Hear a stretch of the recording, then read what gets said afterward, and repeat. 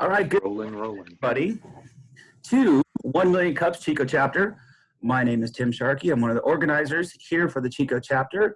I'm out of Chico Start, and we are downtown live, Chico, California. And welcome. 1 Million Cups has been put on by the Kauffman Foundation. It's been going on, I think now 7 years. We've been a chapter for almost 4, I would say.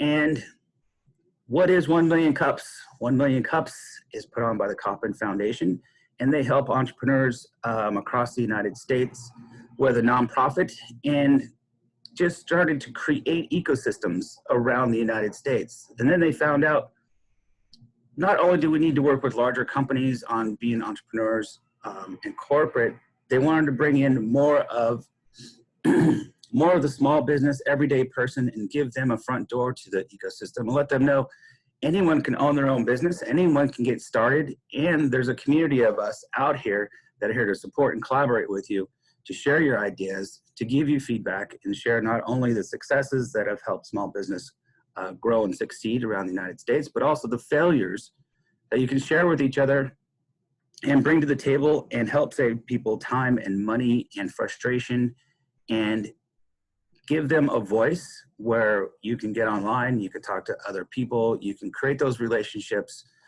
that will help you take that next step, makes you feel that you're not gonna be,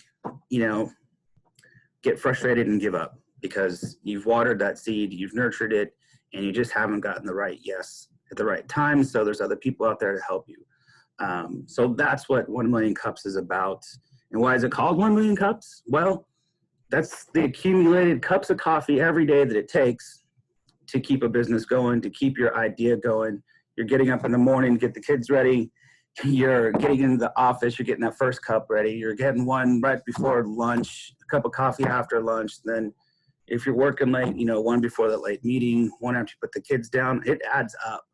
So caffeine fuels the entrepreneur, and that's where the 1 Million Cups name came from.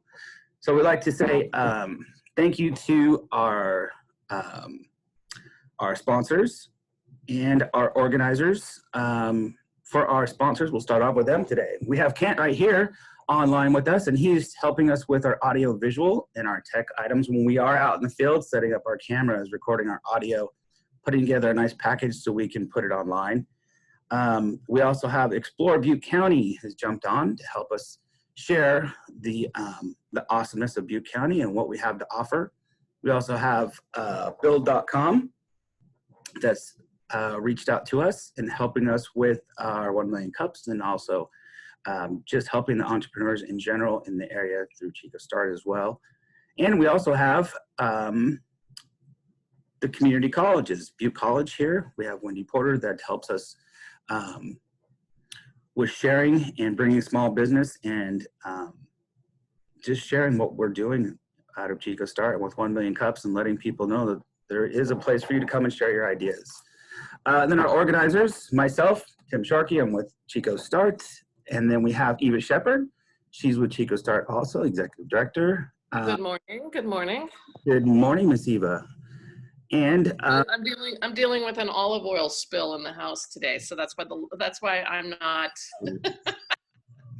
And a whiny dog who wants to eat it all. So sorry. We're handling it. And we also have Jackie McLean with SCORE. She's one of our newer organizers, and I think that's about it. So let's get this show on the road now. You have 6 minutes to present your story, and after that, we're going to do 20 minutes of Q&A. So, Adrian, you have the floor if you want to share your screen. Awesome. Yes, thank you. I will share my screen now. So we have Adrian with RoboCash. You can see the PowerPoint page thing, right? Sir. Okay, great, fantastic. All right. So thanks. Hi, my name is Adrian. I use digital payments to actively prevent spam without listening to audio, reading the message, or using pattern detection. This is FynCom's patented invention called SpamCash. FynCom leverages an abundance of fee-free digital nano payments to create trust, express emotion, and drive engagement. The RoboCash app was made to show SpamCash's effectiveness in a topical subject, phone spam. Our goal is to stop malicious spam in all personal communication while normalizing the fact that you should be paid for your data. I got my first spoof spam call in 2011 and realized that this would be a great social engineering tactic. Since I was wrapping up college and getting ready for grad school, I had no time to work on this. Instead, I tried using the call blocking app. Umail ruined my voicemail, Truecaller sold my data, RoboKiller took my money, and Hire worked most of the time. But the worst part was that I was paying for these services and I was still getting spam calls. About 15% of them were going through. I realized that over time, spammers work around industry techniques, and it made me curious to figure out why. Why is this such a problem, and why hasn't anyone solved it yet? In late 2018, as I was writing my dissertation, I kept getting bombarded with spam calls, ruining my focus. It drove me insane, and I got obsessed with getting revenge. So I researched solutions from a first principles approach and realized that spammers steal billions of dollars from vulnerable Americans every year without getting penalized. I noticed that this was a global problem, and the US was only the seventh in 2019, the seventh most spam country in the world. Now in 2020, it was the second most spam country in the world, Brazil being the first. So then at that point, I wrote my white paper a few weeks later and submitted a provisional patent in March 2019. Phone spam sucks. Laws and apps have not stopped the consistent increase of spam calls over the last 5 years. Today's solutions don't address the root cause. They use foreign things like spam detection and blacklist databases. Technology is an infinite cat and mouse game. Malicious spammers find ways to beat these techniques because they steal $92 billion a year. The FCC fined spammers $200 million, but only collected $7,000. Businesses suffer from lost productivity and get marked as false positives. Our laws are unenforceable and our tech is ineffective. At FynCom, we address the root cause of spam with a nano payment escrow. When you sign up through the RoboCash app, RoboCash assigns a digital wallet to your phone number and sends all non-contact calls straight to voicemail. If a non-contact wants to call you, they can deposit 5 cents into your digital wallet. Your phone will ring. If you answer and that phone call lasts more than 25 seconds, the caller gets a full refund. But if you answer and don't like their call, hang up before 25 seconds and you'll keep their deposit. This is our patented method that lets good callers call you for free and immediately punishes bad callers at your discretion. Additionally, we pay you for every single call that you reject. RoboCash gives you financial control over your phone. So we live or die by the network effect. We will leverage a long-term supply and demand problem to help legit businesses pay consumers via our platform while we take a 30% cut. This is the B2B approach. Each person that joined our network, RoboCash, in the B2C approach, is one more phone number that will never answer untrusted calls again. This reduces the supply of prospects, which hurts both good and bad businesses that rely on making outbound cold calls in their sales channel. Long-term, this will increase demand for these phone numbers. This pain will drive adoption of our patented business method, which lets call centers and market research firms directly pay the consumer for qualitative data instead of paying advertisers for quantitative data. The consumer decides their paywall rate and what their minimum toll rate per minute is. So if you decide you won't take any calls from businesses unless they're willing to pay you 25 cents a minute, 50 cents a minute, $5 a minute, that's your decision to decide how much you think your time is worth. Our tests show that consumers are 100% more likely to answer cash call than cold calls. So the difference between us and everyone else is that we design a spam filter that immediately pays you for every single unwanted call. Additionally, we help customers increase response rate through fintech enhanced messaging, all with the lowest possible cost overhead. We operate in a blend of sector that we call financial communication, hence our name, FynCom. We're not experts in any of these individual fields, but in that blend, we are the industry pioneers. And we know this because we were just granted a patent that operates strictly in that blend, and that SpamCash, which gives us the concept of a personal refundable paywall, a time-based refund trigger, a total business model. And the best part is I've only described our SpamCash patent in the context of phone call. But SpamCash was designed to be neutral, platform agnostic. So not only does it work in a phone call, but it works in text messages, in social media direct messages, in video conferencing, any form of communication between two unknown parties. We designed SpamCash to create trust with a refundable nano payment between two unknown parties. So our big vision is to destroy spam communication and restore your right to be paid for your data. So product market fit, we have 500 plus monthly average users. We already made almost 3,000 payouts per block call in the past 3 months. Super cool. And so we've had companies that have expressed strong interest as well. Companies that want to convince people to pick up the phone and talk with them, or return their email by giving them a little nano payment every time that they, return the correspondence in kind. We've also had companies interested in IP licensing. So we're on our way to product market fit. Not quite there yet, I'd say. So this is our team.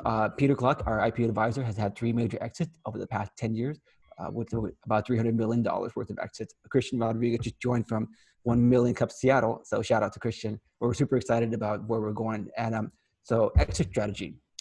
If we were going to sell our IP, Cisco and IBM would be our first buyer, because they have tried for the last 20 years to come up with a similar solution using digital payment transaction to mitigate spam. And we now have the best solution for mitigating spam through refundable nano payments. So they would be our first buyer. But instead of us selling to them, they're just going to sell to Google, Apple, and the telcos. We want to be the ones selling to Google, Apple, and the telcos. So we're going to grow organically, and even better, rather than selling to those, we want to go to IPO, because we have the different mentality of revolutionizing the data economy by making sure that our tech, our IP is used to get you paid for your data, and ultimately inspire other companies to start thinking the same way. And so why now? The market rewards blockchain enhanced business model. Major players like PayPal are embracing this space. Brave is a top rated browser, and the Google Play Store beating out Google Chrome and Firefox. Cybersecurity and personal communications is crucial. The FTC requires robocall mitigation by mid next year, and there's just sort of increased awareness in the public of data privacy and data ownership. And finally, my 1 million cup ask. So we need more users in our app. Tim, I noticed you, or Timothy, I noticed you were saying you spoke with other people about it. That's exactly what I'm asking for you just to, bring us up into conversation when your friends and family talk about spam call. Let them know that we exist and that we're here, and we're going to get them paid for rejecting spam call. And if you know of any businesses that are looking for new ways to improve their lead generation or get user feedback, customer feedback, we should let them know about FynCom, because that's where we're going to help businesses enhance these old marketing strategies they're using and modernize it with refundable nano payments, or just put nano payments. And if you have any other, ways that you think nano payments and micro paywalls could be used, I'd love to hear that. I'll stop there. I'm a couple minutes over my time, but thank you. Not bad. Thank you, Adrian. Good job. Good job. I have a few questions. Does everyone want to go first, though? No, go ahead. I like the idea that we get paid for our data. And if you sign up for the app and someone does drop something in a deposit to make a phone call to me and I don't know the number, that money goes to me, the 5 cents, or you split that, 30% to you, and we split it. So there's 2 forms of payment here. The paywall concept, which is the main feature of this application. It's the main feature of this application right now. So someone deposits 5 cents into your wallet, you pick up the call, you hang up on them before 25 seconds, you'll collect 80% of their deposit, and we'll collect 20%. They don't get any money back. When we turn to the business platform, where businesses are now paying you to keep talking to them or to respond to their emails or text messages, whatever money they send over to you, we'll take 30% of that. So the business, if they want to pay you $1 for your time, they're going to have to pay $1.30, because 30 cents of that's going to go to us. So those are the 2 different revenue streams that we have. And then, so once you reject a call, does it stay that number or that company that the number is associated to? Does that get rejected forever? Saying, okay, they put a deposit, but I didn't answer it, so now it's on a reject list, so I don't have to worry about that number calling again? I suppose that could be an option.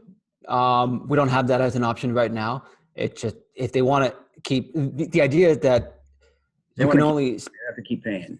exactly. So they'll eventually get the idea, get the hint, and stop paying, right? So why increase the technical complexity on our side when we can just rely on the business to spend all the money out their pocket, and then it won't be a problem anymore.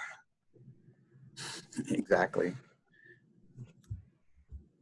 And do you think, like you're saying, Cisco and IBM and some of the other companies in the telcos, I think now having more of the Cisco backend with voice over IP with all the communications, is this going to make it easier for you to keep track of these items, enhance it, and then have a large scale adoption for it compared to the old telco system?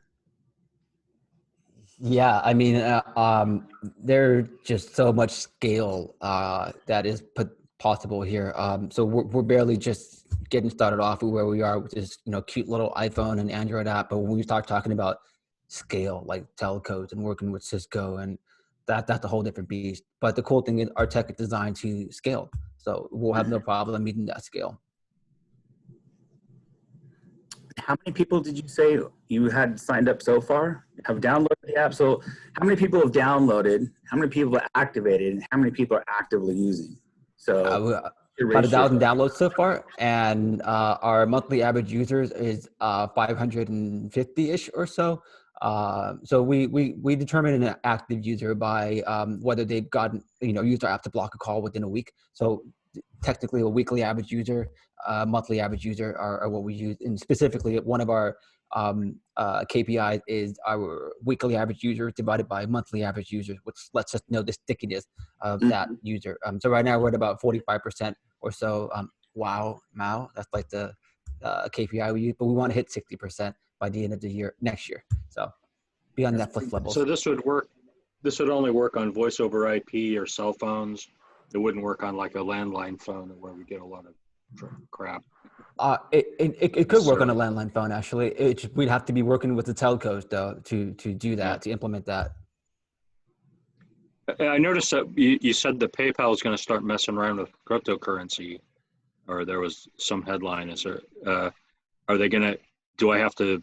Can I ditch my Coinbase thing and just work with PayPal? And they're going to do the cryptocurrency, or do you know anything about that? Yes and no. I mean, PayPal is a custodial thing. So they've already allowed for people to buy Bitcoin, Ethereum, and a basket of other cryptocurrency. You cannot withdraw them from PayPal though. So it's, if you believe in a not your key, not your coin thing, Coinbase might be your best bet if you want to like withdraw your crypto out of the platform. But most people don't. So I suppose if you're going to leave it in the platform, then you could go to PayPal. Yeah. Yeah. All right. You can still go spend it though. Like if you saw someone had a Bitcoin price that was cheaper than the dollar price, you could use PayPal for that. I'm sorry to harp on PayPal, but you're probably right. You're probably right. Honestly, I don't see why that would not be possible. That's interesting. I haven't looked at that for sure. If it's like a PayPal button that someone has on their site that says, "Oh, pay with PayPal Bitcoin," it's like that would work. But like, I guess it would make sense. That I think so, but I can't. I'm not sure, but I think so. Sounds about right. Sure, sounds right. So how does it work on the opposite end? So I have the app download. I answer the call, hang up on the call because I know I don't recognize it, or they say, "Hi, this is Google." How do they know they have to drop something into a deposit account? Right now, they don't. They'll just get sent straight to voicemail. We're relying on scale and adoption for them to just organically find out that, hey, we're getting rejected because of RoboCash. But one of our referral marketing plans that we're going to have upcoming in the next couple months is to let you opt in to let us send a text message on your behalf. So whenever you reject a phone call, we send a text message from your phone to that number and have a link that is a referral for you. And it'll say, "Oh, you got blocked because of RoboCash. If you want to make the money blocking calls, use this link." When they sign up and they block a call, they'll get, a little bit of extra credit, and you'll get a little bit of extra credit. So we use the Nano cryptocurrency as our payment platform. So you'll get a bit of Nano and they'll get a bit of Nano. And we haven't started that yet, but I'm really excited about that. So with each new user and the more calls that get blocked, the more expansion you get. So it's like the more it gets used, the more it just grows on its own. Exactly. Exactly. Huh. We get calls that the minute the first thing out of her mouth is, don't hang up. And it's like, it's a challenge race, how quickly we can hang up when we hear that. Because you know it's a recording and it's spam thing. We notice your Google listing is not properly. Yeah, right. That's the one, don't hang up. Microsoft is going to, your computer is going to blow up. No, but I like the concept, and how it grows is pretty interesting, because the more calls are rejected, just using this is going to help change the way their telcos or just people who are spamming you are going to start thinking like, oh shit, I mean, oh darn, if I want to get the calls through and this person is sharing with this person, and if you get some social influencers that actually say, hey, you're tired of this, and give them a referral to add some nano to it, like get this, use my promo code, put it out there, that'd be awesome. Yeah, because just the calls are just insane. I mean, I get at least 5 to 6 calls a day that are unknown numbers and say potential spam. So even the phone says potential spam. It's coming from a number that, you know, just that one alone, I'm just going to answer and go, yeah. Send them a text. My cell phone goes likely scam. It actually says likely scam. Really? For some numbers, and it's like no thank you, I don't even answer those. Yeah, it's silly because I mean you're not even going to answer those yet, you're still getting disrupted, you're still getting taken out of this moment in time, and it's just yeah. So you stop ringing it, they don't even ring your phone unless they ante up there. Is that right? Yeah, that's awesome. Right. Sound of silence. I'm going to. There was a great commercial. You might look into it and rip it off. And I don't know why it's still not running, but it was John Cleese from Monty Python, and he's playing like a used car salesman. And he's talking louder and louder, and it's like this TV they were selling that automatically lowers the volume on commercials and stuff. Maybe you could have some annoying personage trying to do the spam thing, you know. I don't know, that would be like to increase the pain level. So I got to get that. It sounds like an inspiration that I could, you know, maybe get a little bit. I don't know if it's on YouTube or whatever, but it was for a TV that did a volume control thing. I don't know. I took some notes of that. I'm sure I can find it. I'll check it out. Thanks. Sure. So as it grows in your team, with the team you have and the growth that you have, how far you can go with the team that you have built in before you have to start, you know, growing? You know, oh gosh, that's a great question. Like you can grow exponentially the more it catches on, and if it does catch on, you're like, oh, now I have to have like customer service, I have to have people contacting, you know, all these little small companies, having them get set up, or just making sure the user interface that they're logging into is building out these different new ideas. Because the more you grow, the more you're like, oh yeah, we didn't think of it. Or this, if we have this little back end thing, it'd be nice. How long can you deal with everyone working side jobs while doing this? Or how many full-time employees do you have? I'm technically the only employee right now, but Christian is also working 90% time as an independent contractor, just the way we have it set up right now. But he's basically, you know,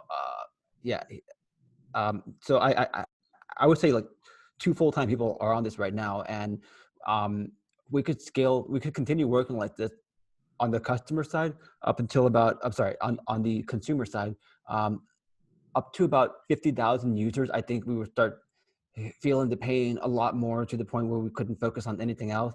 Maybe up to 100,000 users. But in terms of customers, that's a whole different story. Once we get up to, say, past our pilot and into 5 to 10 actual customers, at that point, I think we will need to grow a little bit more, because it's going to take a little bit more care to work with our customers and figure out what exactly there's a lot of trial and error and sort of A/B testing that's going to be run with our customers to help them increase their response rates and whatnot, and that's going to be really intense. So I think maybe a year or so would be a good. I mean, honestly, we're trying to raise funds in an equity crowdfund in January. So we are going to be hiring a couple more contractors to help us on the Android, to help us like sort of tighten up the Android app a little bit. There's some things here and there that could be tightened up, and complete our iOS development. So 2 right now, ideally 4 by the end of March, and that should be enough for the rest of 2021. I've never gotten this far, so I don't know. You have to think about it though. You're like, okay, what would I take? Someone said, here's your ask right here. Here's the money, like put it to work. You're like, oh, damn. Okay. How many people, what's going to go on? When you get to a certain point, what are expected revenues for the company, so after a year, and using that runway money if you get it.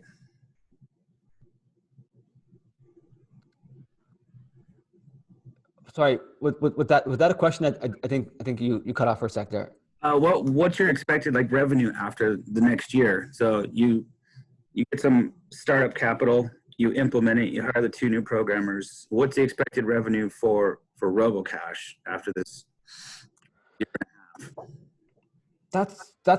That's a hard question for me to answer right now. We really need to have, because it depends on volume. It depends. Our business model is to charge customers in tiers based on the number of transactions they actually make. And by transactions, I mean moving money from one place to another, not like checking your balance or making a new wallet. We won't charge them for that. So right now we have tiers for our customers where it's free up to 100 transactions on the Nano blockchain, on the Nano platform. After 100 up to 1,000 transactions, we're charging $5 a month. It's super low right now because we're just playing around with these prices. And 10,000 transactions plus, it's $50 a month. So we charge by volume based on how many transactions you do, and it really depends on the size of each customer that we onboard. And that's not even including the 30% payment for the actual payout that they're going to be doing. So we have no idea how that looks right now. Of course, we got like some long-term projection for 5 years down the line. And we're startups, so we like to ramp our numbers up like crazy. So I can tell you like, oh, we're going to be doing a couple $100 million in revenue in 2026, but it really does depend on how well we execute in the next few years. Awesome. We have 10 more minutes just for a heads up. Okay, my next question: how do you stop people from stocking the pond on themselves? So like, padding up. So okay, I sign up for this. So we're just thinking from a reverse scamming side, to make myself some money. What's stopping me from just joining a bunch of newsletters, going to websites, dumping my personal information, and just having my phone start blowing up? So I just get a dummy number and just start using that just all day long. I just reject calls, or if they want to talk to me, I can start setting up. So it's just a money machine for me on a second line. And just pay, like the $9.99 on an old Note 5 I have laying around. Just activate it, just use it, start, putting that number out there. Nothing's stopping you from doing that right now. And we don't really plan to put any limits on that either.